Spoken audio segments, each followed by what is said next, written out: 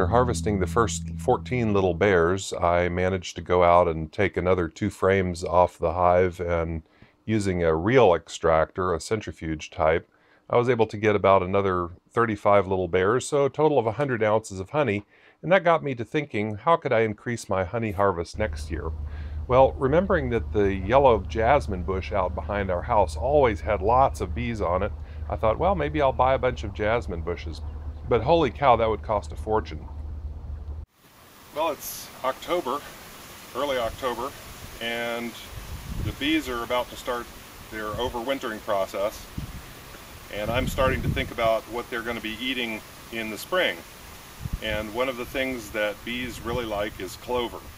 So I've decided to plant a few acres of clover out here, yellow sweet clover and crimson clover. And so I've got a day when it's just finished raining, so the ground is moist. So I've hooked up the disc harrow on the back of the tractor, and I'm going to disc up the soil just a little bit, just enough so that when I put the clover seed down, it will have some dirt to lie into and get some moisture down there. It'll be growing with the Bermuda grass that's already out in the pasture. So I'm not going to be disking very aggressively. In fact, it'll barely even be noticeable that the ground's been disked up. But when I spread the seeds out later on, they'll have some dirt to fall down into. They won't just be lying on top of the grass. Well, I've got about 2 acres that I can plant sweet clover on. I've got about another 3 or 4 acres that I can plant some crimson clover on. So I bought 50 pounds of crimson clover and 30 pounds of yellow sweet clover. I'm going to go out and disc up the ground today and then spread some seed out, and hopefully it'll rain some more this week.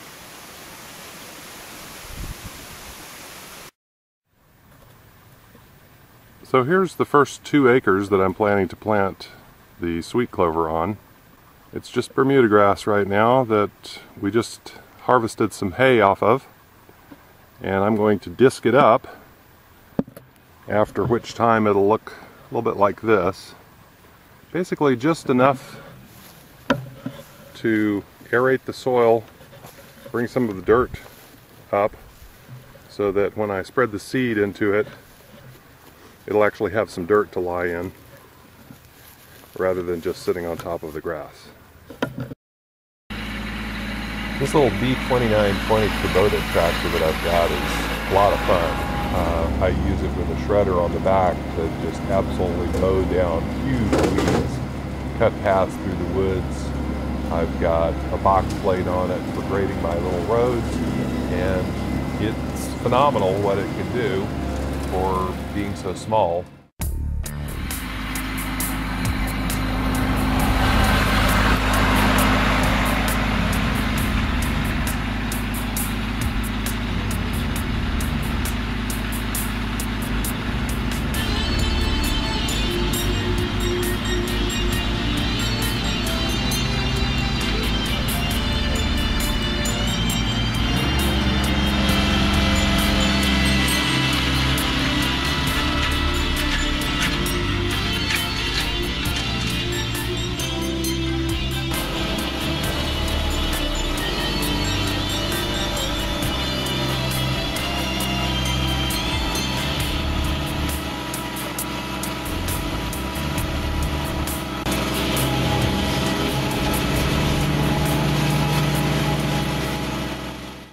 Now that the field has been disked, I'm going to attach the seed spreader and go ahead and spread 30 pounds of yellow sweet clover.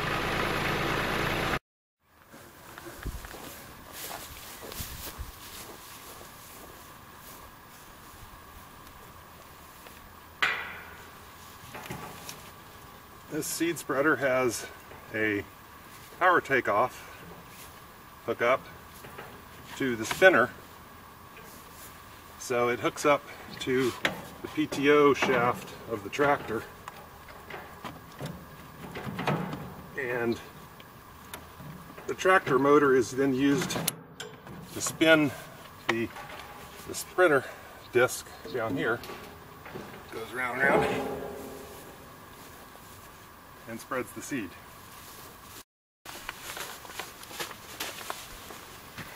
This is the yellow sweet clover I'm going to be planting today.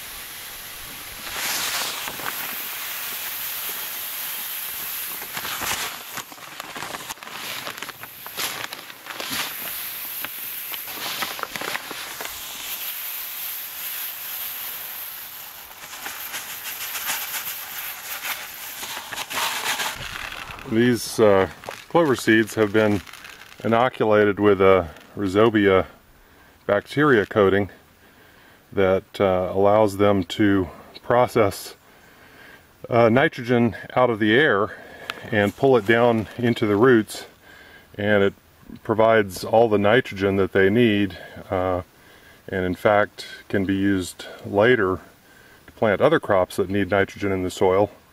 This clover will pull the nitrogen out of the air and pull it down into the roots. So normally you don't need nitrogen fertilizer when you plant clover.